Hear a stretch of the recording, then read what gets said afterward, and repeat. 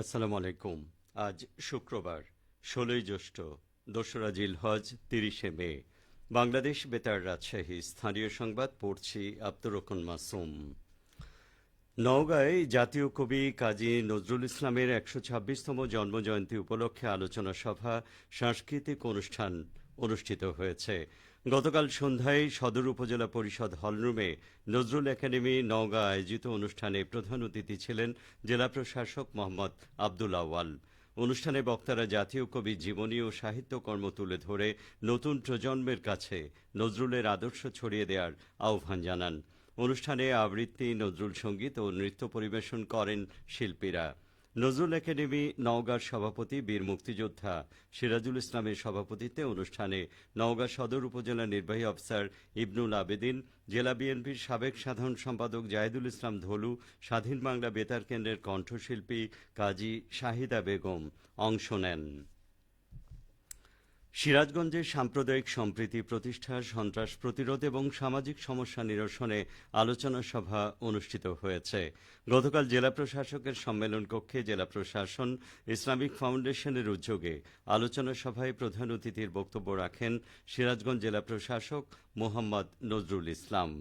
প্রধান অতিথির বক্তব্যে তিনি বলেন, সমাজে ইতিবাচক পরিবর্তন আনতে হলে ইমামদের মতো ধর্মীয় নেতৃত্বকে সকল ক্ষেত্রে সম্পৃক্ত করা জরুরি। ইমামগণ সমাজে অত্যন্ত সম্মানিত অবস্থানে রয়েছেন, ফলে তাদের দায়বদ্ধতাও বেশি। সরকারের নীতিমালা বাস্তবায়নে ইমামদের ভূমিকা খুবই গুরুত্বপূর্ণ। সভায় সিরাজগঞ্জের অতিরিক্ত জেলা প্রশাসক সার্বিক গণপতি রায় সভাপতিত্ব করেন। নওগাঁর রানীনগর উপজেলা প্রশাসনের ২০২৪-২৫ অর্থবছরের বার্ষিক উন্নয়ন কর্মসূচির আওতায় বিনামূল্যে হুইল চেয়ার সহ জীবনমুখী সহায়তার সামগ্রী বিতরণ করা হয়েছে। গতকাল উপজেলা পরিষদ চত্বরে বিতরণ অনুষ্ঠানে প্রধান অতিথি ছিলেন জেলা প্রশাসক মোহাম্মদ আব্দুল আউয়াল। অনুষ্ঠানে উপজেলার ১৩ জন প্রতিবন্ধীকে হুইল চেয়ার প্রদান করা হয়। এছাড়া একই অনুষ্ঠানে নারী ফোরামের সদস্যগণের মাঝে ব্লক বাটিক বিষয়ক সামগ্রী বিতরণের উদ্বোধন করা হয়।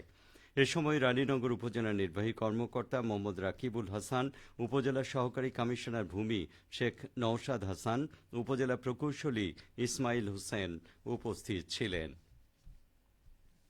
পবিত্র ঈদুল আজহা উদযাপন উপলক্ষে পাবনার সুজানগরে প্রস্তুতিমূলক সভা অনুষ্ঠিত হয়েছে।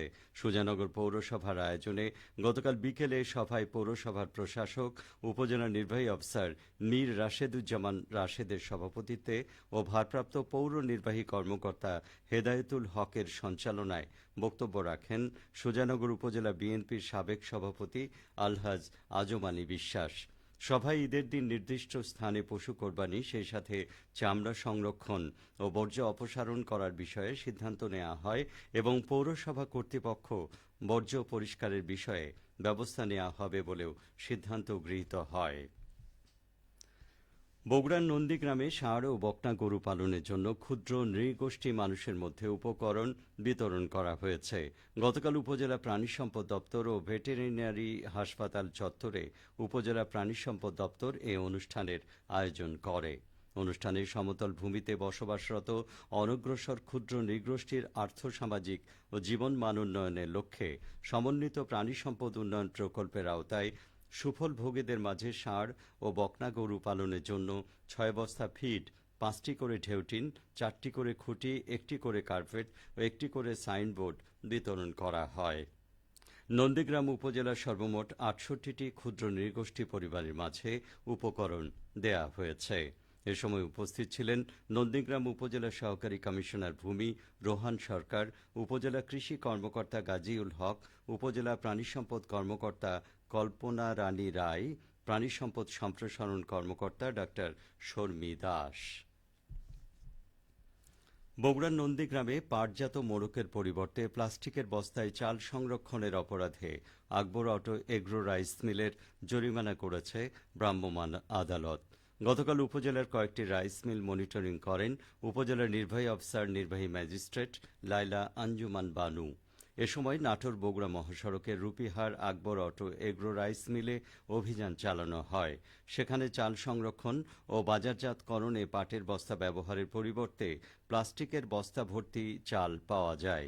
পণ্যে পাটজাত মোড়কের বাধ্যতামূলক ব্যবহার আইনে মিল মালিকের ৩৫,০০০ টাকা জরিমানা করেন ভ্রাম্যমাণ আদালতের বিচারক।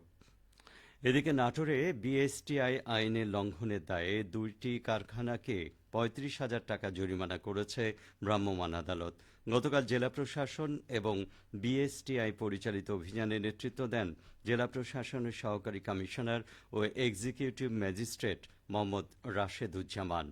নাটোর শহরতলির হুগলবাড়িয়া এলাকায় পরিচালিত অভিযানে অন্য প্রতিষ্ঠানের মোড়কে ফিড মোড়কজাত ও বিপণন করার অপরাধে মা বাবার দোয়া ফিড মালিককে ২৫,০০০ টাকা এবং অস্বাস্থ্যকর পরিবেশে মানসনদ ছাড়াই হলুদের গুঁড়া উৎপাদন ও বিপণনের অভিযোগে একই এলাকার ভাই ভাই মশলা মিলের মালিককে ১০,০০০ টাকা জরিমানা করা হয়।